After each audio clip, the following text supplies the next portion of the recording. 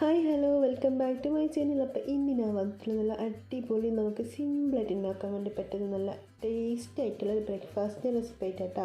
നമുക്കിത് കഴിക്കാൻ വേണ്ടി കറികളൊന്നും ആവശ്യമില്ല, അത്രയ്ക്ക് സൂപ്പർ നല്ല ക്രിസ്പി ദോശയാട്ടാ. അപ്പോൾ നമുക്ക് വീട്ടിലോട്ട് പോവാം.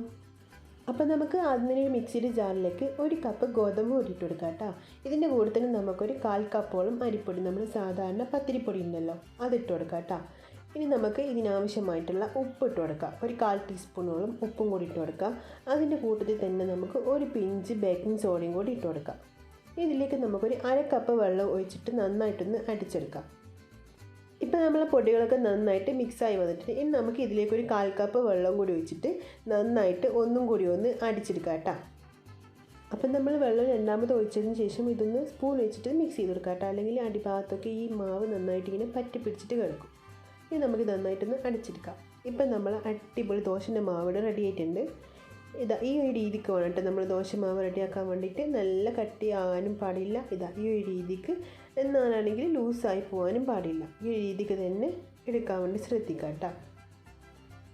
ഇനി നമുക്കൊരു ദോശക്കല്ല് ചൂടായി വരുമ്പോൾ അതിൻ്റെ മുകളിലേക്ക് കുറച്ച് എണ്ണ ആക്കി കൊടുത്തതിന് ശേഷം ഇതുപോലെ ഒന്ന് ഒഴിച്ചെടുക്കാം.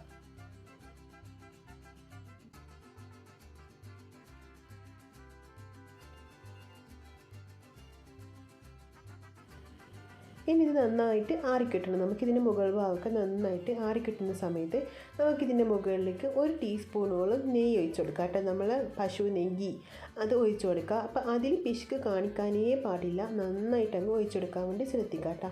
അപ്പോൾ ഈ ഒരു നെയ്യ് ഒഴിക്കുന്ന ഇതിലാണ് നമുക്ക് ഇതിൻ്റെ ദോശയുടെ ടേസ്റ്റ് മൊത്തം നമുക്ക് കിട്ടാൻ വേണ്ടി പോകുന്നത് കേട്ടോ. അപ്പോൾ നന്നായിട്ട് നെയ്യ് ഒഴിച്ചു കൊടുക്കുക. ഇനി ഇതിൻ്റെ മുകളിലേക്ക് നമുക്ക് കുറച്ച് പഞ്ചസാര ഇട്ട് കൊടുക്കുക. അപ്പോൾ പഞ്ചസാര ഇഷ്ടമില്ല എന്നാണെങ്കിൽ പഞ്ചസാര ഇടേണ്ട ആവശ്യമൊന്നുമില്ല, അതൊക്കെ നിങ്ങൾ ഇഷ്ടമാട്ടോ. പക്ഷേ പഞ്ചസാര ഇട്ടിന് നല്ല ടേസ്റ്റ് ആയിരിക്കും. നമുക്കിനി കറികളൊന്നും ആവശ്യമുണ്ടാവില്ല ഇതിൻ്റെ കൂട്ടത്തിൽ. അപ്പോൾ നല്ല അടിപൊളിയായിട്ട് നമുക്ക് പഞ്ചസാര ഇതിൻ്റെ മുകളിലേക്ക് ഇട്ട് കൊടുക്കാം. അപ്പോൾ ഈ ഒരു സമയത്തൊക്കെ ഫ്ലെയിം മീഡിയം ടു ലോ ഫ്ലെയിമിലേക്ക് മാറ്റി കൊടുക്കുക കേട്ടോ, അല്ലെങ്കിൽ പെട്ടെന്ന് കരിഞ്ഞു പോകും, നമ്മൾ ദോശ റെഡിയായിട്ട് കിട്ടുകയില്ല.